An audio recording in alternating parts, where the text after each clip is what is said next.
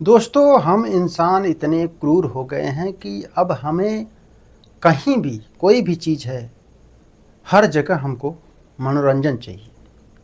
यहाँ तक कि अगर पूजा पाठ है, कोई त्योहार है जिसमें हम भगवान की स्तुति करते हैं, ध्यान करते हैं, वहाँ भी हमें मनोरंजन चाहिए। अभी मैं आ रहा था, रास्ते में देखा तो अभी गणपति का माहौल चल रहा है।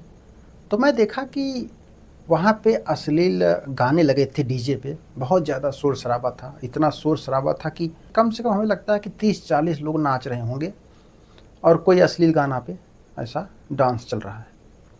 और जब ऐसा माहौल है, डीजे बज रहा है, डांस चल रहा है तो भीड़ भी लगेगी, तो पूरा रास्ता जाम हो गया।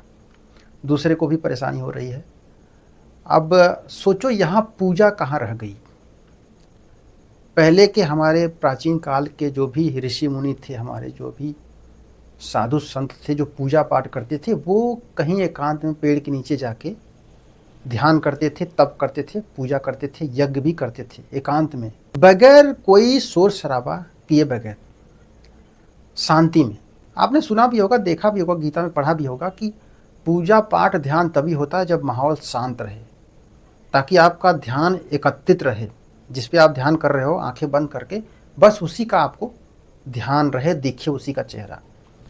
अगर कोई डिस्टर्ब कर रहा है, हल्ला कर रहा है, डांस चल रहा है और अश्लील जो है ध्वनि आपके कान में आ रही है, तो यहाँ पे ध्यान तो भटक गया, तो पूजा अर्चना काहे की?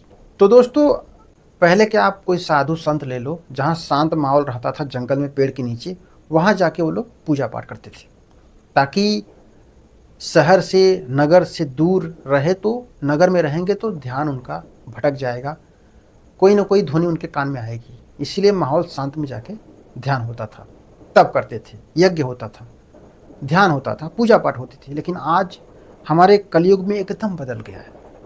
यहाँ तो अश्लील गाना, अश्लील ध्वनि, बहुत ज़्यादा शोर शराबा और डांस। अब ये सब जब हो रहा है तो पूजा पाठ काहे की? आपका ध्यान तो कहीं और है। तो मैं नहीं मानता कि ऐसे में जिस भगवान को आप पूज रहे हो, उनका ध्यान कर रहे हो, आपका ध्यान उनके तरफ जाता होगा, क्योंकि आपके कान में तो दूसरा कुछ सुनाई दे रहा है और डांस चल रहा है। तो कैसे अपने भगवान को, आप उस रूप को कैसे अपने ध्यान में, अपने दिमाग में, अपने दिल में बैठा सकते हो? मैं कहता हूँ ये पूजा नहीं है, ये बल्कि एक मनोरंजन का साधन है। इंसान को एक बहाना चाहिए मनोरंजन के लिए, और वो ढूंढ लिया है।